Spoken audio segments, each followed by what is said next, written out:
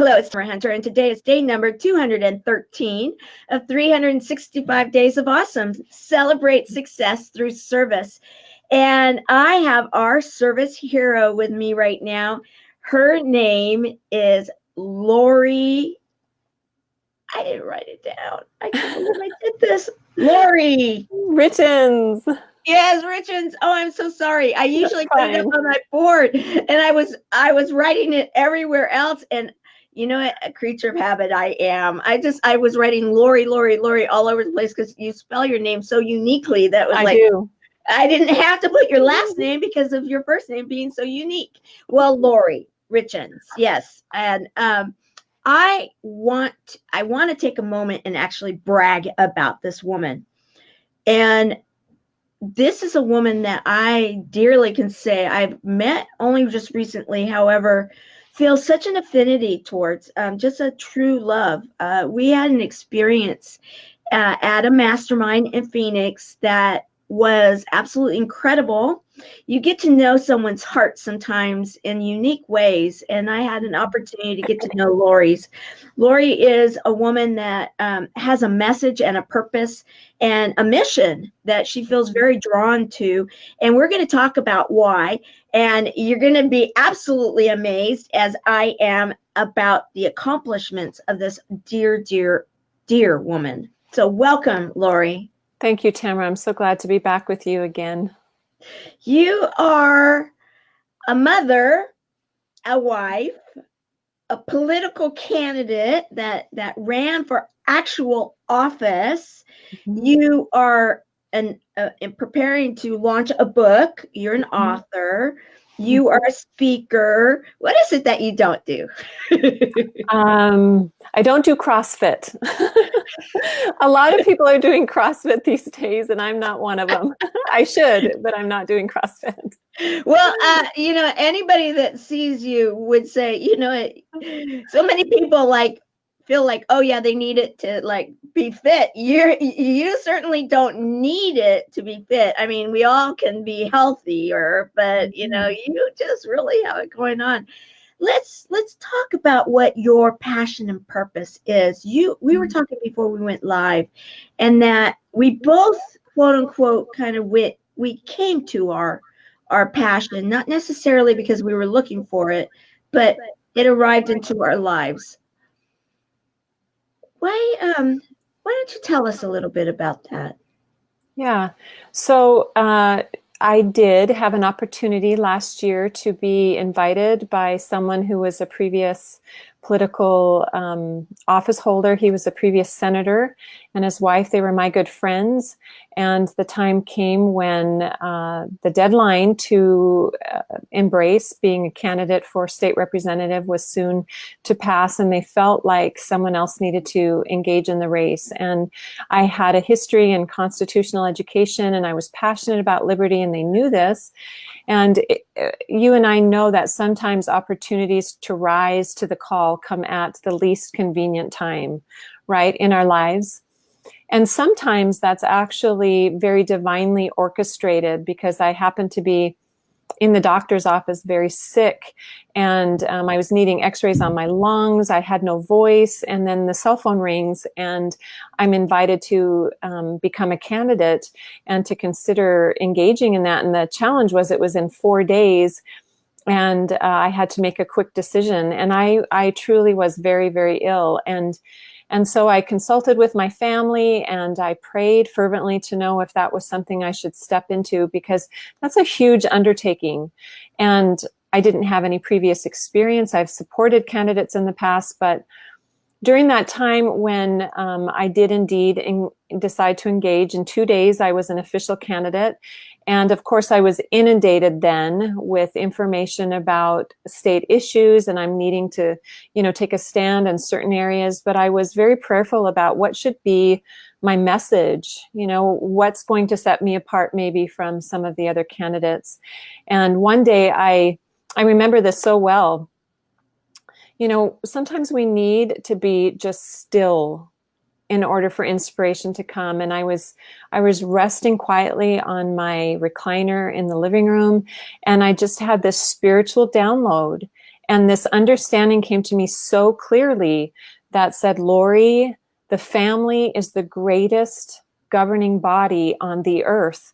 And in my mind, I could see that every child born comes into some family dynamic, which then impacts the way that child thinks, the way that child develops its character, its purpose, its direction in life. And so that first layer of influence is absolutely critical. And I came from a very broken background, and I had a lot of recovery to do. I had a lot of healing to do. And so I felt passionate to start spreading the message of how important families were in developing and impacting our communities, our state, our nation. And the healthier the families, the more productive, the more positive the people will be. And thus, our whole nation will be impacted. Okay, so now, yes, my eyes are seeping a bit here because of your message. We already have people commenting too, and I just want to acknowledge them. Season, yes, thank you, and I absolutely agree. We have so many amazing, wonderful service heroes, of which Season is one, and then we have Sharon, our senior ambassador from Chemo Buddies for Life. And hello, my dear Sharon. She loves to get to know all of the service heroes, and you'll get to know Sharon as all the other service heroes have. She's amazing. Let's talk about your family, because Excellent. Good job. Let's see. I want to do this a little differently. Let's get us going here like this. There we go. All right. So we have your family, and this is your family, your immediate family, right?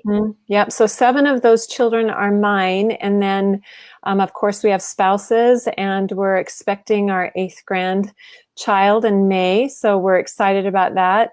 And so understanding that one person can make a difference as far as stopping the challenges and dysfunction, and then creating a healthy, whole, happy, family, no matter what size it is. And we managed to accomplish that. And all of us are very, very close. We're very supportive of one another. And so I feel very proud of my family there. Thanks for putting that picture up.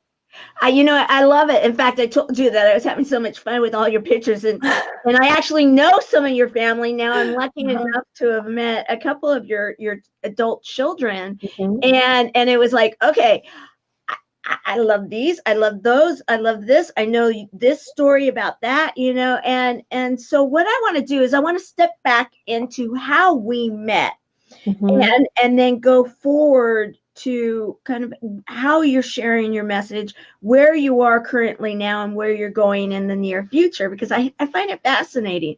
I just absolutely do. And, so true that, yes, relate to Sharon actually is sharing her family with me. I'm a very, very lucky girl. That she shares her mother, because my mother has passed because of cancer, and just absolutely adore the fact that family is so incredibly important.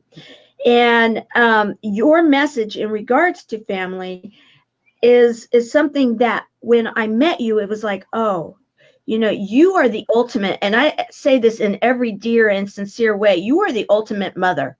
It's like, I just think that you exude. I mean, we had an exercise that we were holding each other's hands, like we were going to play patty cake kind of thing, but we were holding each other's hands, and we were supposed to be quiet for a couple of minutes. And your love that was just coming through, it's going to be hard for me to even say it, but your love was so sincere that I started getting weepy, and you broke the hold to so carefully and gently wipe my tears.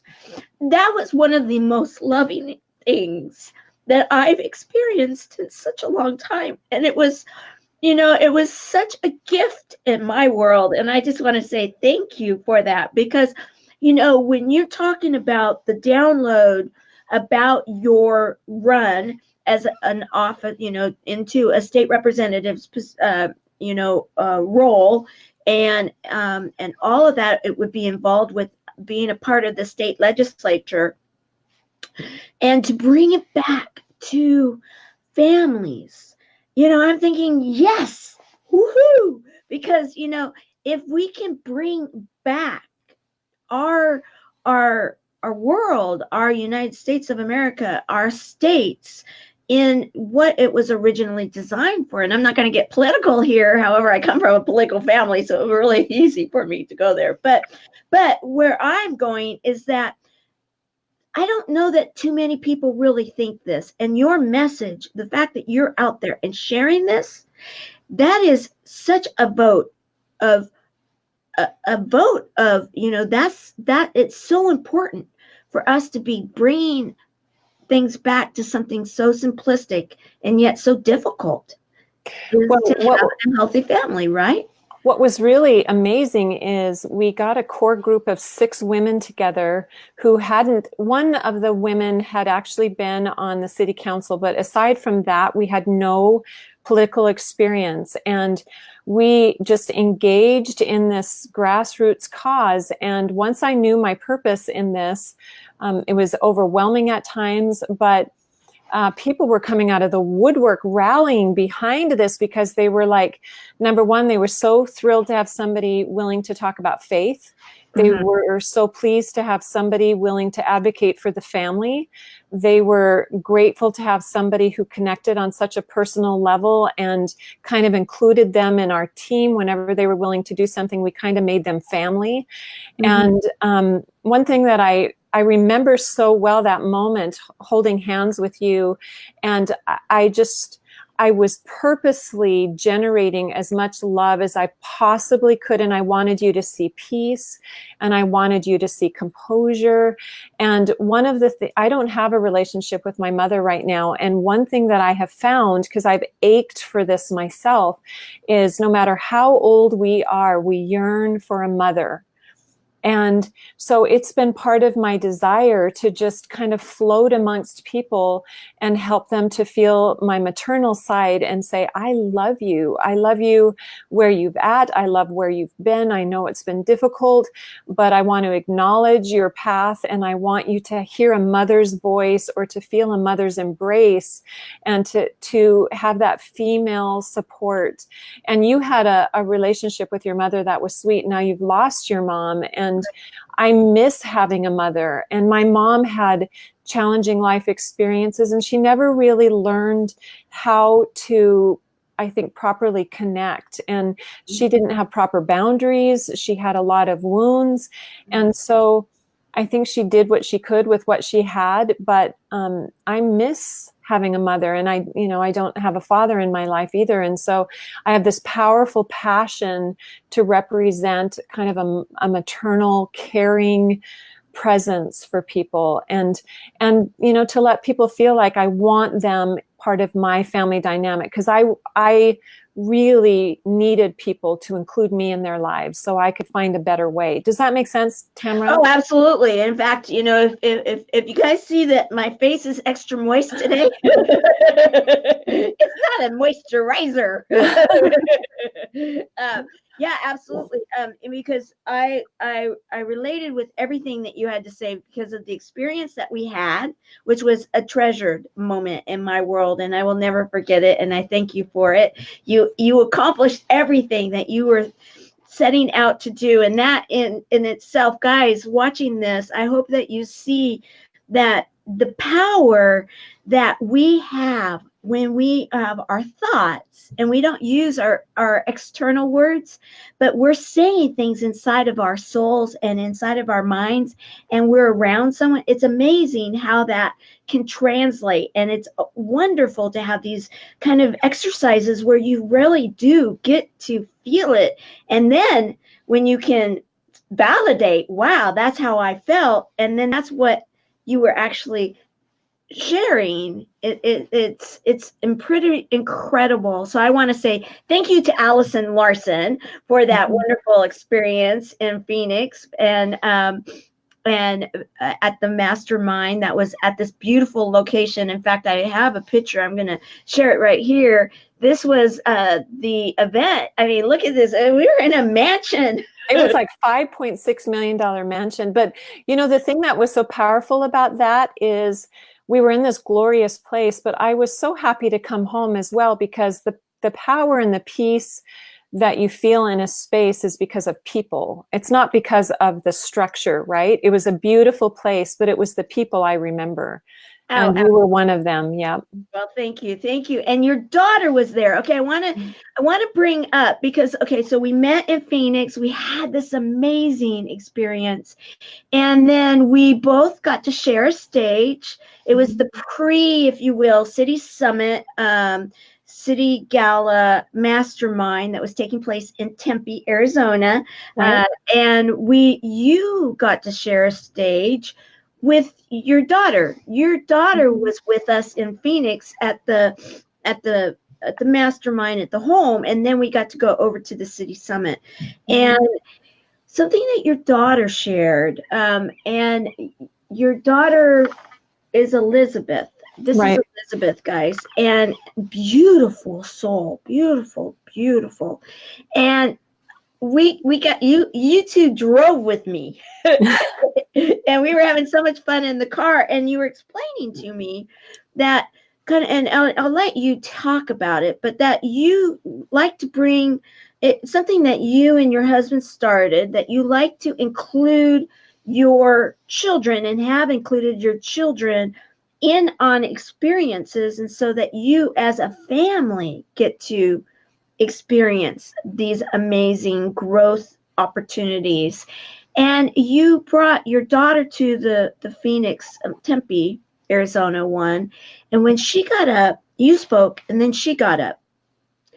And I'm going to share this. Actually, I think, yes. And then I got to introduce her. That's right. Right, right. And she and the bottom line, and then I would love for you to share more about this, because it kind of introduce the topic that you talk about, and that is that she is proud to say she is a second generation now, that she's starting a program for mothers and to embrace being a mom, and that she loves the fact that you were first generation and now she's second generation to really help create these healthy families.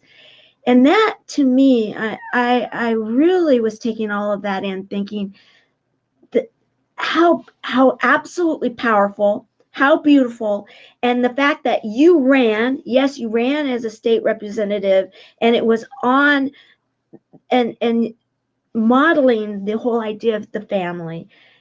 It's more than modeling, that you really live it. And so why don't you talk a little bit about what you shared from stage, and then why it was that Elizabeth shared what she shared? Yeah, actually, that surprised me. I wasn't expecting to hear what she had said, but yeah, you were there, and I had the opportunity to introduce her. And so she had started a blog, or she has a webpage now called Momma Rising, Momma's Rising, and she wants to give a support group to other mothers who need to feel inclusion and need to feel validation and support, because she has 3 little ones, and she kind of felt like she lost herself a little bit in that Elizabeth role, not the mother role. The mother role was being magnified and beautified, but she was losing herself a little bit. So she thought, I want to step in then and help other mothers to feel like they have a network in place for them. And she identified, and this is really important for any of the people out there who maybe came from traumatic backgrounds, it's really valuable perhaps for them to understand that one thing that my children have said on multiple occasions is they are so grateful that I had the life experiences that I did, because I've empowered them to know, what is safe, what is not safe, what is wise, what is foolish, what is damaging, what is healing. And I've been as honest and forthright as I can to give them tools, literal tools and weapons to not only survive, but to thrive in this world. And she pointed out that she was the first generation, or, you know, after I had to go through the healing process, that she is free. She, because I absorbed that hate, anger, and pain, and from me went forth love, she got to be the recipient of this wholesome, happy environment. And now she says, I don't have the experiences that so many of you out there had, but I can relate because my mother shared it and I know her sacrifices. And so she wants to give back on one level. And I you know, I did not win that race. I won 40% of the vote, 40.7% of the vote against a two-time incumbent during the primaries. And that was awesome because we were just a grassroots effort. And I realized after that, when I started feeling this passion to get on stages and that I wanted to get my voice out there in a more large scale, that was going to be my platform again. Like I knew it. I knew that's what God wanted me to share. I had lived it. And our mutual friend, Christian Sadler, if you, you know Christian, do you? Yes, yes. Yeah. He had come to me. We were at a conference in Utah, and he had come to me, and I'll never forget this because he said basically, Lorrie, do not underestimate who you are. Because he said, I'm in this world where a lot of people claim they can help other people with their troubled backgrounds. But he said, you lived it. And I have been with you for 3 days. And there is nothing that you have done or said that would give me any indication that you've had the trauma that you had. He said, you have recovered. Now you are a walking example. And you can tell people that it's possible. So and the other thing I think that's really important, and I love what you started out sharing regarding the power of just touching each other's hands and looking in each other's eyes, because I was at a gathering a couple of years ago, and I was in this very crowded room, and this woman across the way, like through a bunch of people, just came right at me as soon as she saw me. And she said, I was hoping you would come. And she said she wanted a hug.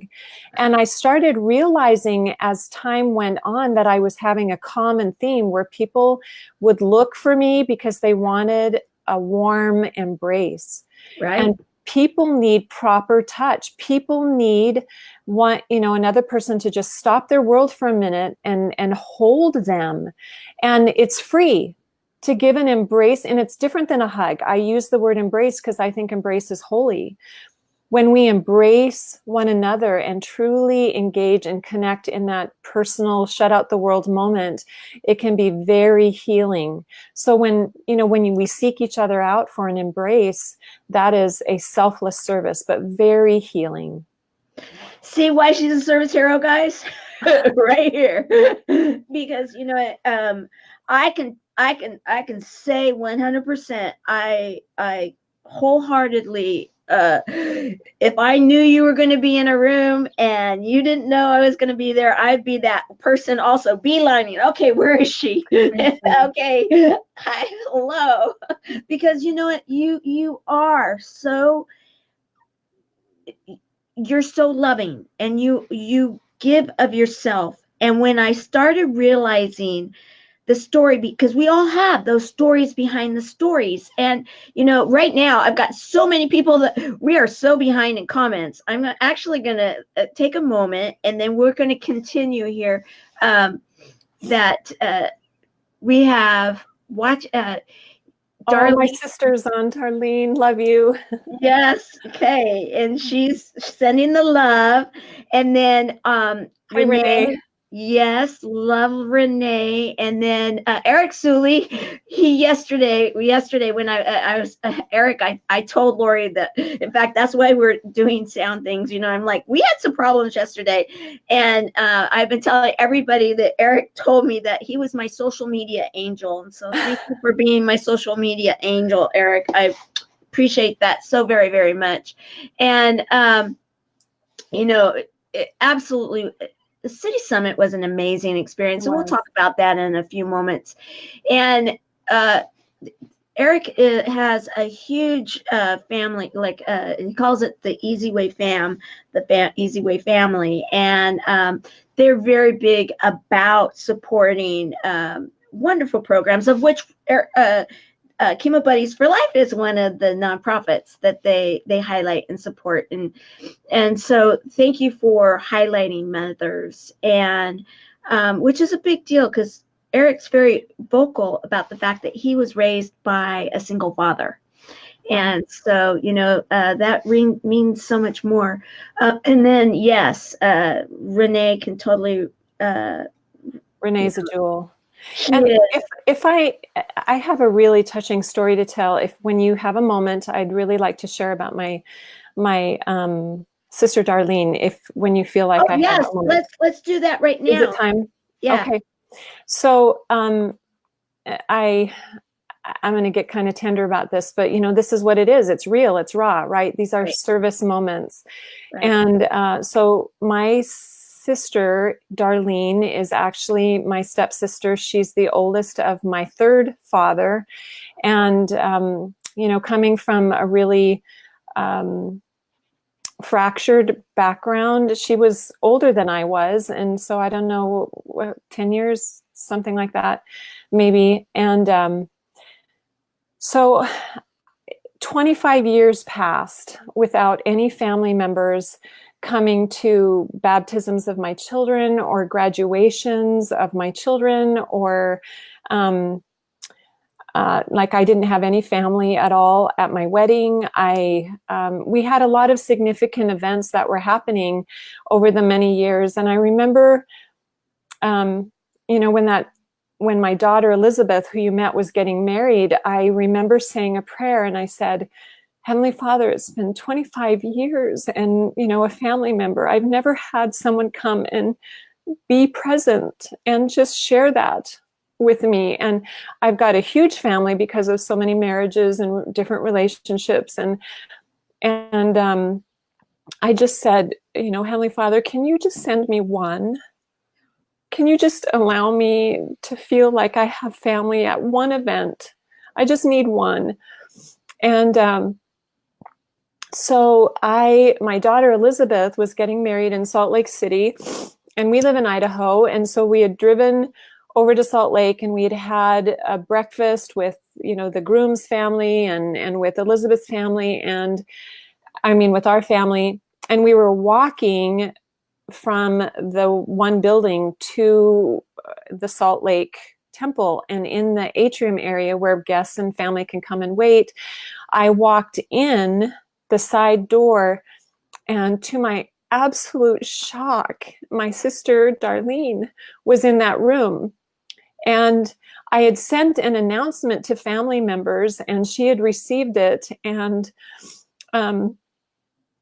it took a few days, I think, if I'm remembering, she's commenting, but she had this impression, she had this feeling that she needed to come. So she drove by herself from Minnesota all the way to Salt Lake City and to show up and surprise me that day. And it was so powerful. And I just fell in her arms sobbing because I could hardly believe that, number one, that God was so merciful, that he knew I'd been patient, that I had been aching for family, and for him to send her. I was just telling everyone, my sister's here, my sister's here. And everyone was just loving on her, and they could hardly believe it because they knew my story. And I just will never forget what a gift that was to me that day. So she drove all that way by herself, and it bonded us in a way that I think is irreplaceable. So follow those promptings. She was a direct answer to prayer. And it's important that we not be bitter. Like when we feel alone, the Lord sends other people into our lives to fill those spaces. And we have to be okay with that and understand that everybody's just trying to work out their life. They're trying to figure it out. And I knew that God knew who I was, and I was just so grateful to have this beautiful woman in my company and to share with everyone else. Darlene can attest, everyone was just surrounding her and embracing her, and they were like, "You're Lorrie's sister? Oh, we're so glad to see you." It was wonderful. Well, I love her too. It's just like, it's like when so many of us have those inspirations, and I'm sure you do the same thing that I do. From stage, I'll even say, okay, pull out your phones. I would love, if you're thinking of someone right now and you feel that you need to touch base with them, just text them. Just, say, thinking of you, and then contact them later. But just go ahead and do it now. I've done that so many different times, and it's amazing that, I love when I look up and then people are still doing it. It's like, okay, that was a meant to be moment. And you just shared one of those meant to be moments with us, in that how important it is. And you're getting so much love right now. And, thank you, Amy. And thank you, Renee. Thank you, Amy. Sharon. Thank you, everybody, for the love. They were all sending you love. Okay, now I pulled some pictures, and you kind of just let me, okay, this is when I love these. I mean, is it just, you saw the pictures of those 7 kids and grandkids, and it starts somewhere, and I thought, oh my gosh, these are too precious. We need to start with these because this is where it started, right? Well, okay, so I need to tell you a story. So Brian and I were so poor. I was an 18-year-old girl, and Brian and I were both going to BYU, and we really, literally, we had no money, and both of our families, were not particularly well off. So he borrowed a suit, and I borrowed a dress in the okay, yeah. And then there, the one with us hugging there, we were at his aunt's house, and she made us a cake and put Lorrie and Brain on it. So she misspelled it, which is hilarious. And then on the left, we actually got married December 19th. And so it was like a blizzard. So I was so poor, like we were so poor. I had no veil. He didn't have a tux. So 8 months later, we went to the temple grounds, and we rented a tux and we rented a veil. And I would find out later that I was actually expecting my first baby in those pictures. That makes it even that much more precious. I love this. I love this story. The stories of the backstory. Okay, so you're expecting one of your children. Okay, when you're from stage, we actually had talked about this in the car.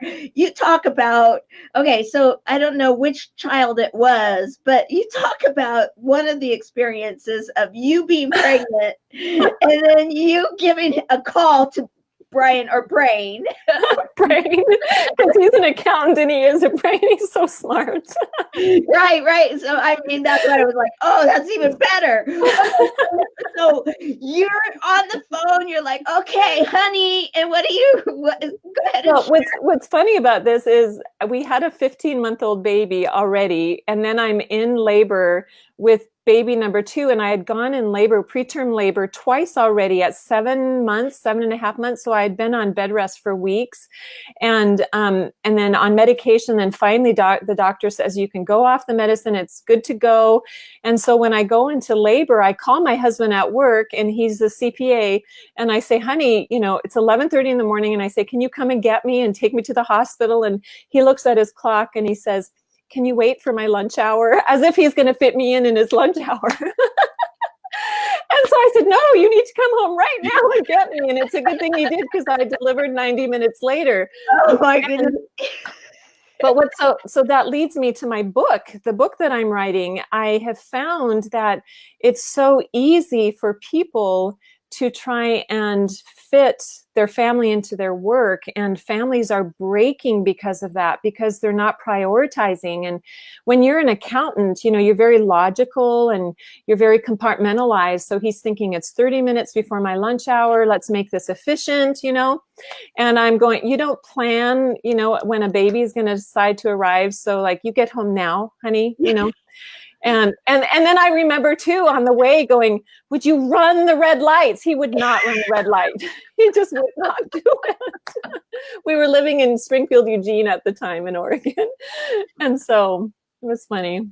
Well, and then you even, I think from stage, you even made a reference to a character, right? Spock. I'm married to Spock without the pointed ears. It's like, okay, yeah. It's like, and People were just like rolling. They were like, "Oh yeah, I get it. Yeah, all right, yeah." And it is funny to note that my husband actually did have to deliver 2 babies because Oh, the doctor really? didn't Because get it there. got to the point where that you just were like, "Okay, let's go." No time like now, right? Well, okay, so the success that you've had in your family, Mhm. 7 children, uh, basically an entrepreneurial family, right? Your husband's pretty much an entrepreneur with a CPA practice. Has that always been easy? Absolutely not. And that was one thing that I shared. And people can go to my Facebook page if they'd like and see the presentation. It's about 15 minutes long. You can see what I shared. And so my book is called Fortify: How to Strengthen Your Family While Building Your Business. And the reason why that's important, I think, is eventually, when we were dating, of course, yes, there's my book. Excellent. I love it. Looks like I have wings. Well, just imagine I'm flying. Okay. And so he went from being a student with me at college to eventually getting his CPA. In fact, when I was delivering my first baby, he had his CPA books right there in the delivery room. He was trying to get ready for his tests and his finals and things like that. And so then eventually he became a partner, and then eventually broke off on his own, and now he owns his own firm. And then a couple of years ago, also I started a professional mentoring business. I was an energy worker for a period of time, and then I became a mentor, wanting to focus on helping people feel and feel whole again. And one thing we realized, and I talk about this in my presentation, that we learned that we must ask ourselves this question: are the decisions that we are making, that we're facing, is this decision going to build, burden, or break our family? And we moved from Oregon because we knew that there were a lot of families there whose children were struggling, and there were a lot of wonderful things that happened for us in Oregon. We lived there for 9 years, and we thought, but this isn't the best environment to raise our children. So then we moved to Idaho.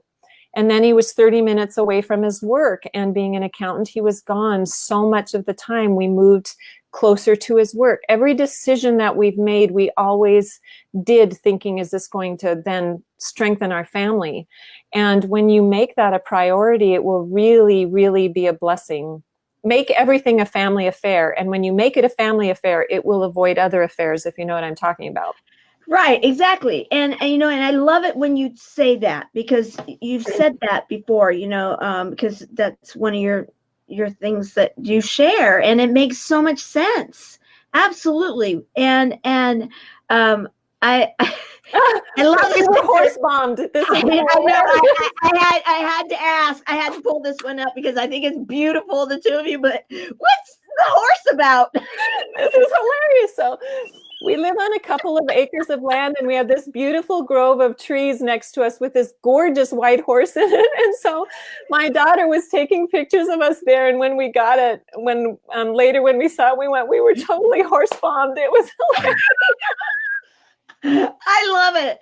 I love it. And then Tamara, you did your research. I have fun. I do. I have to say, you guys, anybody that's been on this show, that's half of what, I'll ask, okay, is there anything particular you guys want me to share? Or can I just go we didn't even ask to have him pose. He just totally did it on his own, totally helping us out. It's so great. Does the horse have a name?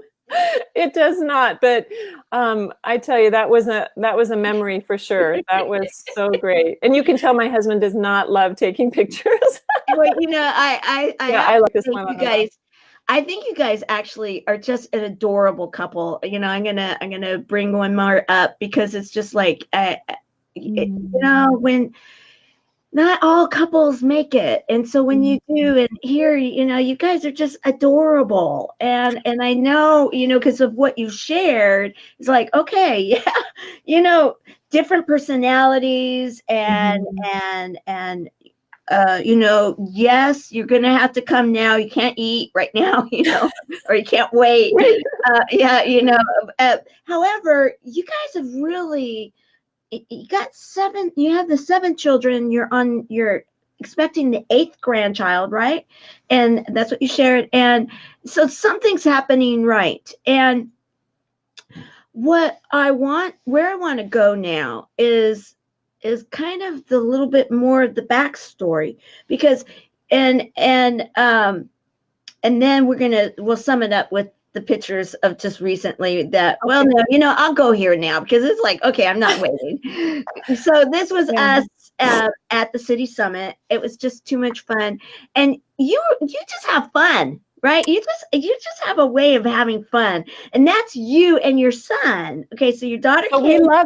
So I'm from Minnesota. Okay. And so with the Miracle Shirt, we had just watched that movie as a family right before I had actually went to LA. And what was awesome about that is Dustin was with me, and we've talked about this before.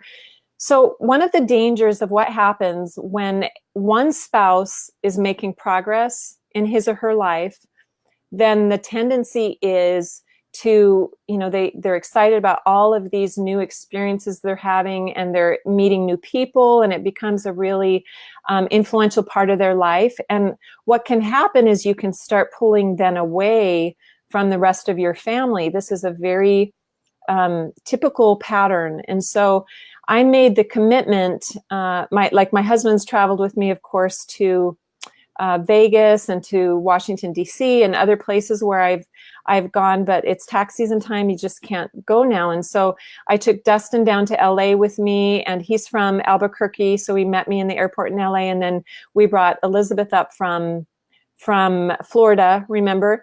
And so we are wanting to elevate ourselves as a family. And when mom accomplishes something and we make this a team effort, one thing that I love Dustin saying, like, we were around a lot of stars, wealthy people, right? And so Dustin's trying to build his life. He's a corporate guy, and he's very good at what he does. And what I loved most was having him sit at a table with me, and he said, "We belong here."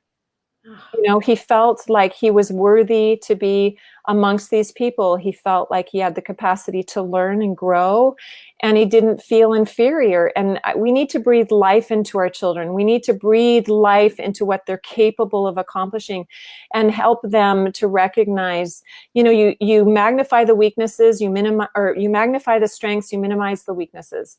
And that's what I try to do as a mom, just focus on their strengths. The weaknesses will eventually, be resolved. And so they just get really excited to come and be on these experiences. And so I took my daughter Lily to an Idaho retreat, and then I took our son Joshua to a Utah retreat. So we're just trying to make it as inclusive as possible. How wonderful.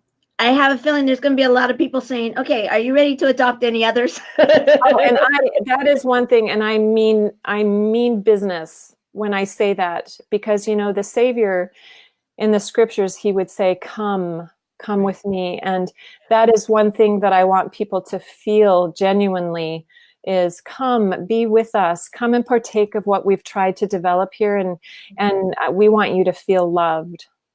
Well, I can tell you, I do, and where I really want to say is, not only did I feel the love from you, but I also felt it from both of your, from Elizabeth and Dustin, because they both, I mean, I had time out in the jacuzzi with Elizabeth, and we were just, visiting in the evening one evening, and she was talking about everything. It's just very, very there and present and wonderful and loving. And then Dustin, he just was like, okay, so, and just right there, even on the red carpet, how you doing? And just checking in. And I just was so impressed by that, because it was so loving. And that definitely comes from, I believe, the lead by example, and not always do you get that kind of an experience. And that's where I want to go right now, if that's okay. Well, one thing that I felt was important, and we as mothers can teach children proper etiquette. And one thing we would say is, you must notice people. Like, I taught them to go and look at them in the eye and to shake their hand and to acknowledge them. Don't be one of those people that says hi as you're walking away. And we mothers have the power to raise up a generation of children that can notice others and make them feel important, because they are important. Right. You've done a genuinely wonderful job with the 2 I have met, and I can only imagine the other 5 are equally the same. And it's just exciting. It's exciting to be sharing this message with you, and I hope everybody that's watching this share, because we absolutely, I truly, from my tiptoes, believe that we need to strengthen our families. Mm-hmm. And whatever that family looks like. And I will say, because I, like you, have been in different family dynamics where I too, I had the same mother, but I had multiple different fathers. And so then that brings in other mothers. And, you have this whole big, huge amount of love is what you can look at it, or you can look at it in other ways. And so one of the things that I ended up learning at a very young age was that family doesn't necessarily have to always be the traditional family, because not all of us are gifted that traditional family as a child. And yet you can still have a family. It can be those people that decide to be a part of your world, and in that loving and unconditional way that you would hope a family would share. And so the fact that you just right now were saying, yes, I love people coming and being a part of my world. And that just is another tribute to the fact that I am so thrilled that you are up on stages. I'm so thrilled that you have a book. I'm so thrilled that you're out there with this message, because it is so desperately needed. And the fact that you're the one sharing it, I just know. Guys, ultimate mom. She's just, Lorrie's the ultimate mom. Well, and one thing that I've realized too is, like, you and I are close to the same age, right? And it was beautiful because we can still give that maternal energy to one another despite our age. And I'm actually looking for more stages to present my story and to be able to fortify this message in a larger scale in people's hearts and their minds. So if anybody's out there who feels like I can be of service or in use that way, I would love for them to contact me. Awesome. I absolutely contact her, because your message is one that's absolutely so needed. And yes, we are, because I'm glad that you brought that up, because chronological age doesn't always mean, in life, really, that's one element of so many. And you and I, do you remember when we were in your car, Tamara, and we were talking about the trauma timeline? Do you remember this discussion? Yes. And how when I work with clients, because I'm an energy worker, there are things I can see and sense. Oftentimes I can tell when an individual who's in a stuck place or in a pain place, I can tell that they're actually functioning at a certain age in their life at a previous time. So say you had a significant event when you were 7 and you've kind of gotten stuck there. You're trying to problem solve in this adult world, but you're still seeing through the eyes of a 7-year-old in many ways. And so I can help that person to then validate and understand and find the life lesson at 7. And then we go to the next stage and the next stage and the next stage until they finally catch up with their present state. And I call it the trauma timeline. And we were in your car when we came up with this phrase. I actually wrote it down. Yeah. I thought it was so pretty. Remember this? And we were excited. Yes. I know. I remember exactly. Where we were. Absolutely. I remembered the whole thing. It was a pretty treasured. All of our time together was pretty amazing. But this was the phrase. It said, we go to that place, we look at the experience, learn the life lesson, tie a bow on it, and consider it a gift. Yeah, remember. I love that. And Elizabeth was like Mhm. tie the bow. I remember that. It was just like, so tie the bow. Yeah, she was sitting in the back seat, tie the bow. And your sister is tears of joy. My sister, my hero. I love this. So thank you for sharing, She's a Darlene. blessing to me. She's a blessing. Mm-hmm. Okay, so I know that we have a little bit more time, and I think that it's important to share this piece of your story if you're open to it, because you have it clearly on in the pictures on your Facebook. So it looks as though it's something you do talk about. You were an adult when you reconnected or connected with your father, right? Mm-hmm. Yeah. Yeah. So my mom was married at 15 years old, and she had 3 children rather quickly, and I was her 4th child. I think she was separated from her husband at the time. And so when I was a young girl, she told me that the name on my birth certificate was not who my real father was.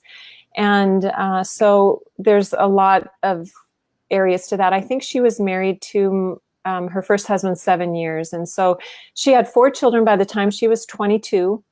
And that marriage didn't work out. And she had a couple more marriages later on and some other relationships. And so I ended up with, quite an array of different family dynamics. And, my mom had her own challenges in life, and she was just trying to figure life out, I think. And it's hard sometimes when you're a child trying to function as, when you're moving into adulthood, and maybe you didn't have all the skills or the insight or the mentors that you needed. And so we children have tried to figure out the life lessons we've needed to learn. And my mom is still healing, and I'm happy to report I'm whole. But so about 20 some years ago, I spent quite a lot of time and effort and energy trying to find out who my birth father was. He didn't know I existed, and I didn't have his name. And so it was a very challenging dynamic, trying to, call individuals and say, is it possible that you're my father? And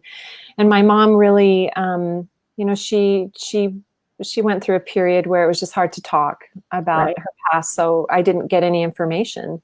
So it was a miracle when 2 years ago, Ancestry DNA actually matched us. And that ended up being amazing because, so when I ended up having, and, out of respect for their privacy, let's maybe, Okay.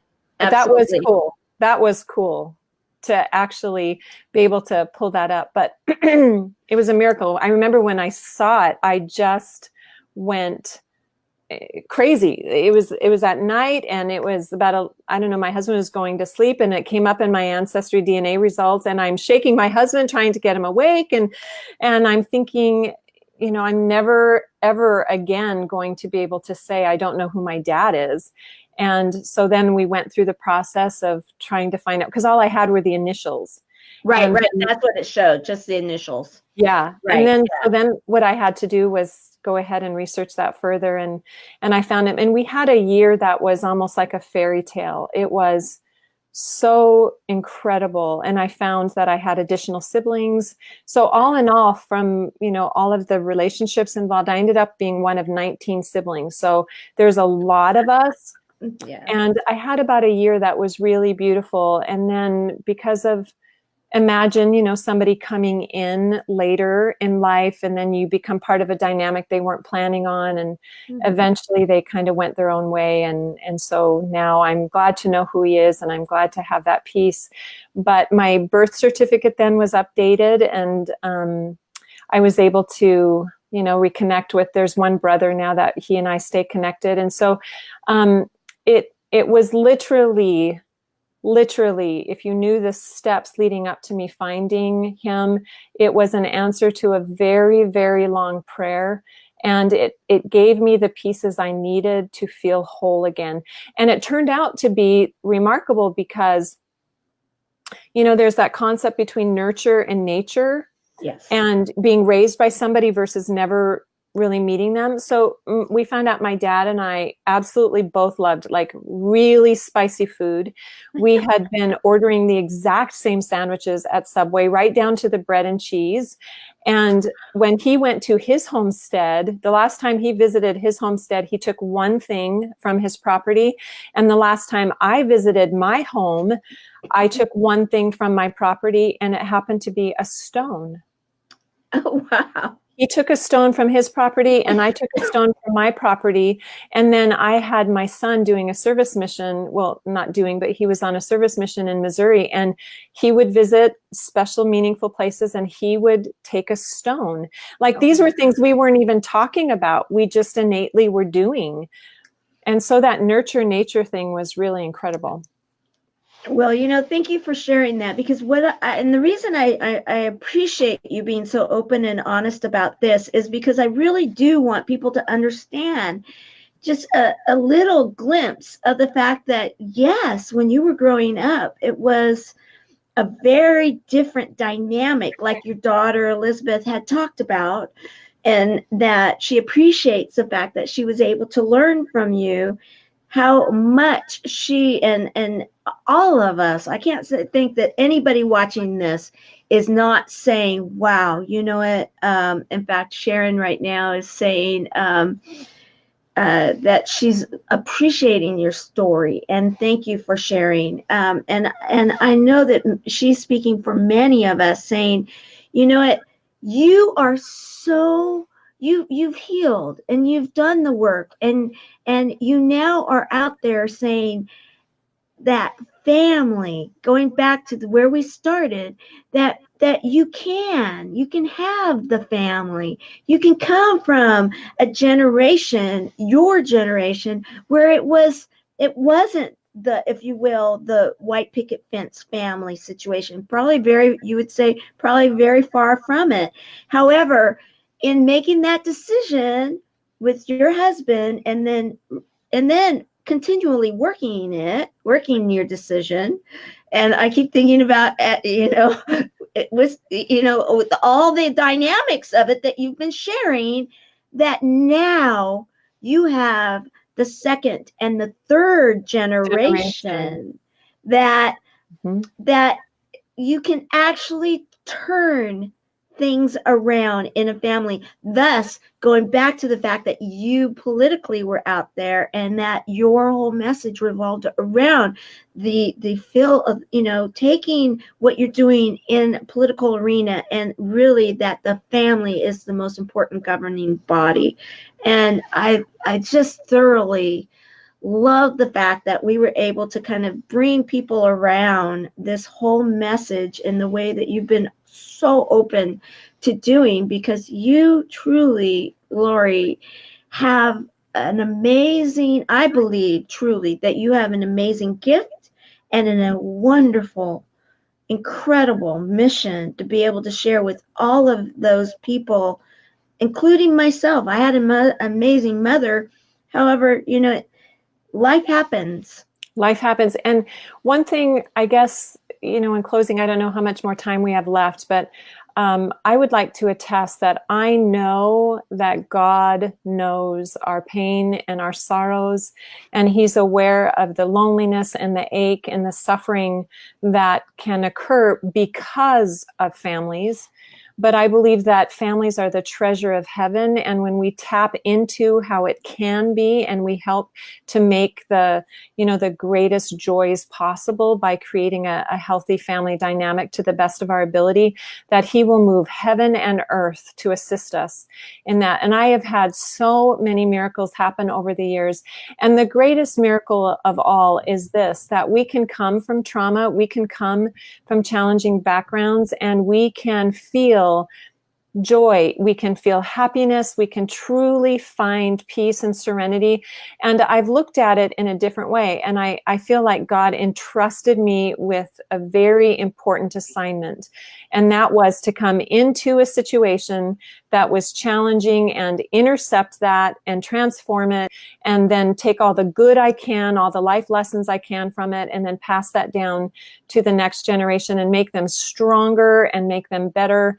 And it's possible. And so as a personal mentor, if anyone in the audience feels like I can be of service to them in that way, I work with clients at a distance, or I can work with them in my office, but I know the steps necessary to get to the place that I'm at, and I understand where they, what they need to change. We talked about first you have to see the dysfunction, then you need to stop it, and then you need to start a new pattern. I know how that system works. And so that's my goal, is to help other people in their journey. I am so appreciative of the fact that you have taken your life and you are taking this message out there. You're coaching others, you're sharing with others, and you are such an incredible inspiration. And I absolutely, from the bottom of my tiptoes and from the depths of my soul and heart, I absolutely love you. Well, let's not have it be too long, because we'll have another warm embrace soon, hopefully. And you are a true service hero, and hearing your story about your recovery. And then, we talked about how once you know what your purpose is, then have the passion that comes after that, because we are meant to make a difference in the world. And some people have passions that's very personal for them, and it's not necessarily, going to make a huge difference for a variety of people. And you and I and so many others want to make kind of an encompassing impact, right? That's right. That's absolutely high correct. five it from Idaho.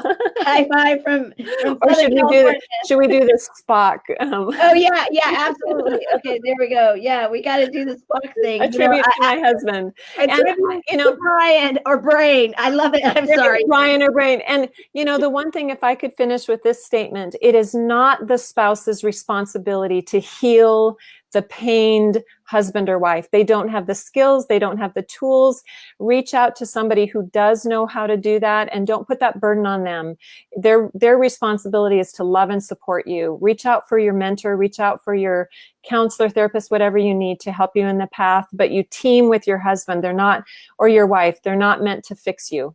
I love that. Thank you for ending on that. So as we wrap up day number 213, 213 of 365 days of awesome. Celebrate success through service. Service hero, Lorrie, you are now official. I just absolutely adore you. I adore your mission. I so 100% just concur everything that anybody has said about how wonderful you are, because you really are. You're a treasure on this earth. You are a gift to us all, and I just absolutely adore you. Anything that I can ever do to help with your mission, I am absolutely here for you. Likewise. Love you so much, Tamara. I love you too. Isn't she wonderful? Okay, everybody, I will see you tomorrow, and I will see you here soon, and I'll look forward to that warm embrace. Okay, thanks, Tamara. Love you. I love you too. Bye. Bye.